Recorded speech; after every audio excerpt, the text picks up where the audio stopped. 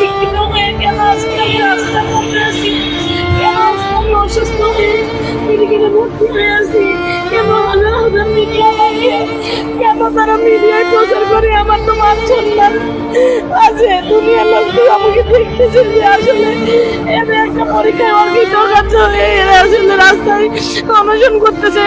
এগুলো কেউ কটূক্তি করে, অনেক মানুষ, সবার মন মানসিকতা তো একরকম না। আমরা তো সমাজে বসবাস করি, কেন আমাদের মান সম্মান নিয়ে ছিনিমিনি খেলা হচ্ছে? আমরা আর কত ধৈর্য ধরবো? আমরা কতদিন আর এই অনশনে বসবো?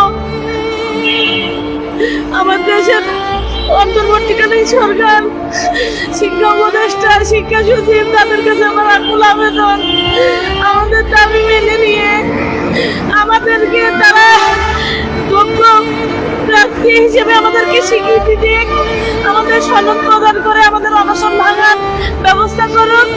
আমরা বিশেষ বিজ্ঞপ্তিতে আবেদন করি যাতে আমরা আমাদের যোগ্যতার প্রমাণ দিতে পারি। আমাদের নাম্বার ভালো থাকলে আমাদের চাকরি হবে, না হলে আমাদের চাকরি হবে না। তখন আমাদের আমরা কোনো দাবি করব না, আমাদের কোনো অভিযোগ নাই।